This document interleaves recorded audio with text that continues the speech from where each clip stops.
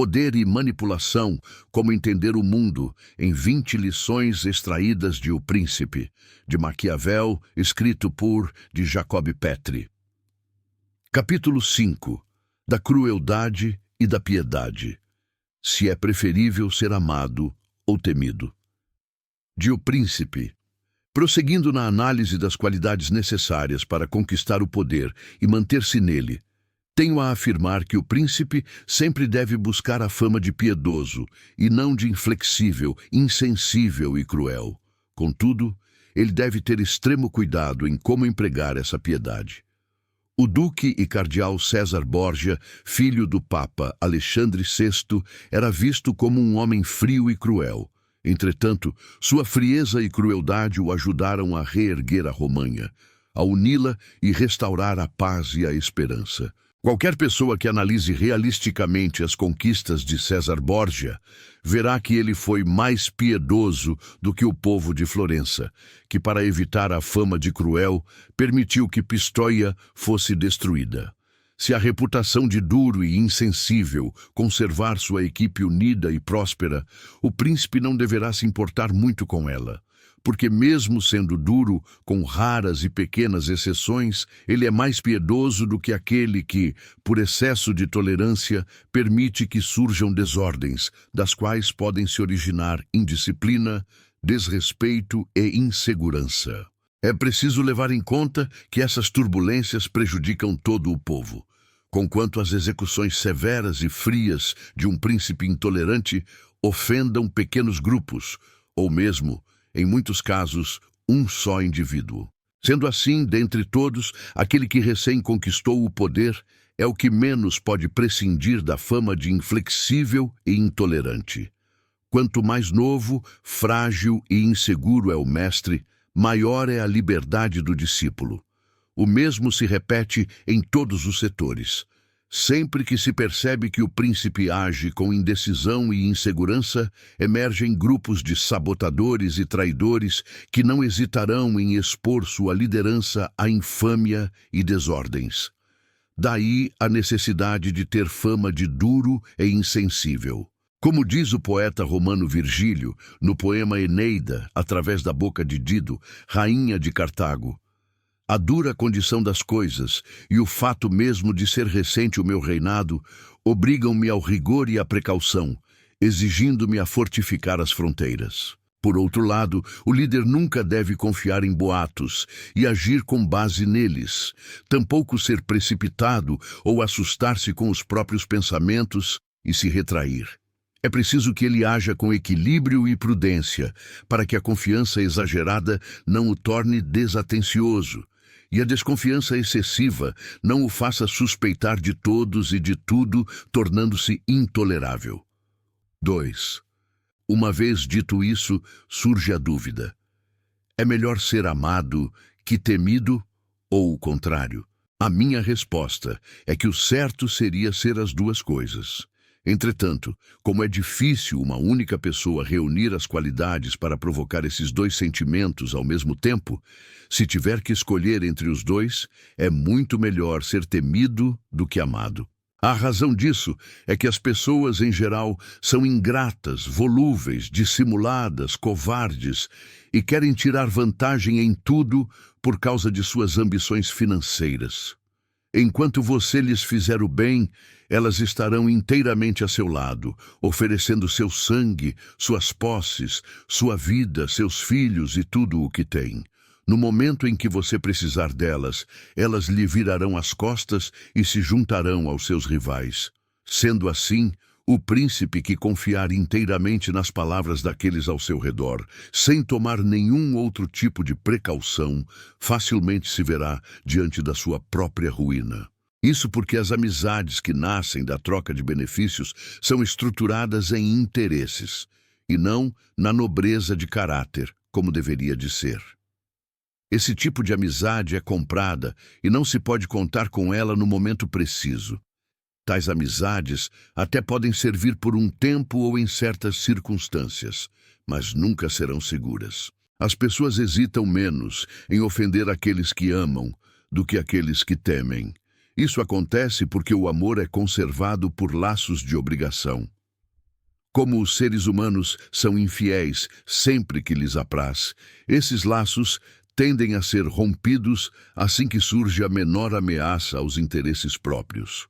Por outro lado, o temor é conservado pelo medo da perda e do castigo, sentimentos mais fortes e com os quais as pessoas quase nunca falham. Outra razão pela qual é preferível ser temido a ser amado é que se tornar amado depende muito da vontade do povo e de seus subordinados, enquanto se fazer temido depende tão só das atitudes do príncipe. E aquele que souber agir com sabedoria colocará seu objetivo no que depende de si, e não no que está nas mãos dos outros. 3. É preciso, contudo, que o príncipe tenha o extremo cuidado de tornar-se temido de tal modo que, mesmo que não seja amado, também não se torne odiado. Afinal, uma pessoa pode muito bem ser temida sem ser odiada.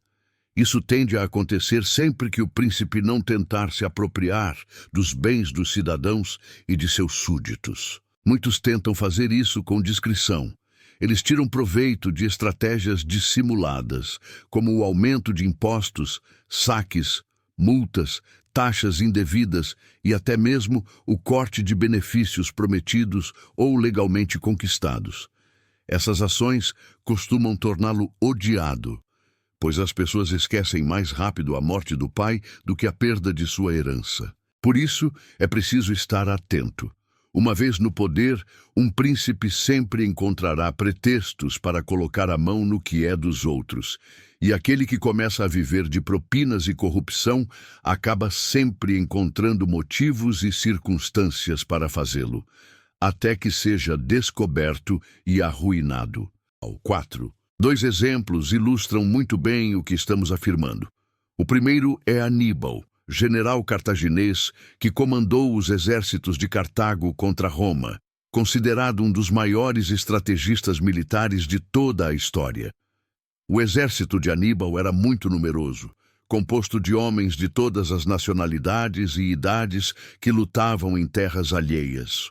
Contudo, jamais surgiu nenhuma disputa entre as tropas. Aníbal era um homem de inúmeras virtudes, que o tornaram venerado e temido pelos seus soldados. Entretanto, apesar de todas essas virtudes, o motivo pelo qual ele conseguia manter a ordem e o respeito entre os seus soldados deve ser atribuído unicamente à sua frieza quase inumana. Prova disso é que, ao se referirem à frieza de Aníbal, os historiadores mais comedidos contentam-se em admirar e elogiar essa sua qualidade, ao passo que outros atribuem a ela todos os triunfos que o general alcançou. 5. O segundo exemplo é Cipião, general romano que lutou contra as tropas de Aníbal. Cipião era um homem extraordinário. E isso não apenas no seu tempo, mas também na memória dos fatos que a história registra. Apesar de todas as suas virtudes, porém, Cipião não conseguiu os mesmos feitos de Aníbal em relação às suas tropas, e viu seus exércitos se revoltarem contra ele na Espanha. Se analisarmos os motivos que o levaram a esse fracasso, veremos que seu erro foi a excessiva bondade com que tratava seus soldados, a quem dava mais liberdade do que convinha à disciplina militar. Quando, por exemplo, um tenente de suas tropas saqueou um inimigo indevidamente, comportamento inadmissível até mesmo para a época, Cipião se mostrou conivente. Nem mesmo o reprimiu. Atitudes assim contagiavam os demais soldados, servindo de mau exemplo e criando indisciplina entre as tropas. E tudo isso era resultado da insolência que brotava por conta do caráter bondoso de Cipião. Por esse motivo, ele foi severamente advertido no Senado por Fábio Máximo, que o taxou de corruptor da milícia romana. Outro senador, falando em defesa de Cipião, referiu-se a ele dizendo que existem homens que preferem não errar a corrigir erros alheios. Sobre se é melhor ser temido ou amado, concluo, portanto, que o príncipe sábio deve amar os outros como quer ser amado, e sendo temido por eles como quer, deve firmar-se no que é seu, e não no que pertence aos outros, evitando apenas o ódio dos cidadãos e súditos, como disse. Maquiavel, capítulo 17, da crueldade e da piedade, se é preferível ser amado ou temido. Análise. A vida é uma longa e constante batalha que precisa ser combatida todos os dias. Essa é a realidade inevitável de todas as espécies em sua luta pela sobrevivência. E não é diferente para o ser humano. Felizmente, a maioria de nós não vê mais os campos sangrentos das refregas de outrora. Mas isso não quer dizer que as guerras tenham acabado. Hoje, a luta é em outro nível. As estratégias agora se voltam para a conquista da nossa mente. A ameaça é contra nossas fraquezas psicológicas. Em todos os setores, existem indivíduos e empresas que não medirão consequências para conquistar e assegurar sua posição no topo. A concorrência entre pessoas, companhias e organizações é uma guerra aberta. E não se iluda, o mundo está repleto de pessoas inescrupulosas que tentarão nos usar como objetos para conquistar o que elas querem. Se não estivermos atentos e não tomarmos alguns cuidados, seremos sutilmente seduzidos a incorrer em erros e cair em armadilhas que podem nos custar décadas de trabalho. Tome cuidado com aqueles que agem com simpatia e amizade na sua frente, mas o sabotam e o combatem quando você vira as costas. Ou com aqueles que, ainda mais dissimulados, lhe oferecem apoio e suporte em promessas que nunca serão cumpridas, só para iludi-lo e na hora certa puxar seu tapete. A cultura talvez negue essa realidade e promova uma sociedade generosa e pacífica, fingindo que tudo está bem. Mas, no fundo, cada um sente o peso da realidade como ela é. No palco, tudo parece em paz e sob controle, mas atrás das cortinas cada um está por si só, acanhado e com medo. E pior, os ataques não acontecem apenas entre estranhos, mas também entre amigos, familiares e casais. Seu próximo inimigo pode ser um cliente, um sócio, um chefe, um comprador, um funcionário, um colega, um amigo, um namorado ou um cônjuge. É bom estar preparado. Aqueles altamente sedutores, não raras vezes, são os mais dissimulados e manipuladores, capazes de fazer qualquer coisa para enganá-lo e tirar o máximo de vantagens possível da relação. Não desdenhe desses riscos tentando ser o tipo pensamento positivo. As consequências de um cochilo podem ser intoleráveis para quem pensa assim. Entenda, a verdade é que somente uma minoria pode vencer no jogo da vida. E mesmo que você tenha chegado ao topo com honestidade e integridade, o simples fato de estar no topo, inevitavelmente, despertará a inveja daqueles ao seu redor. E aqueles que mais o atacarão não serão os estranhos, mas o seu círculo mais íntimo, amigos, familiares e colegas, gente que você deixou para trás. O sentimento de inferioridade diante do seu sucesso os machucará, os fará sentirem-se incapazes, e uma vez feridos, a inveja costuma ser a única saída. Quando você despertar a inveja em alguém, tenha cuidado, pois tudo o que você fizer estimulará ainda mais esse sentimento. Aos poucos, essa pessoa não suportará mais manter esse rancor escondido e começará a espalhar o veneno contra você. E pior, ela não fará isso abertamente, mas de maneira oculta em geral, por trás de uma máscara complacente e amorosa. Por isso, não se agarre em promessas de amor e amizade eternas e acima de qualquer suspeita. Ame, rodeie-se de amigos e seja leal, mas mantenha-se atento. Tenha uma postura firme, baseada, acima de tudo, no respeito mútuo. Sua postura é importantíssima porque ela afetará diretamente a forma como você será tratado pelos demais. Uma postura vulgar e desleixada, que não inspira segurança e autoridade, fará com que as pessoas não o respeitem da maneira apropriada. Por isso, um líder, primeiro, deve aprender a liderar a si próprio. Isso lhe conferirá respeito sobre si mesmo, o que faz com que ele inspire o mesmo respeito nos outros. Ao agir como um líder, confiando em seu poder de liderança, você será visto pelos demais como um líder e será respeitado como tal. Sendo assim, nunca permita-se perder o autorrespeito.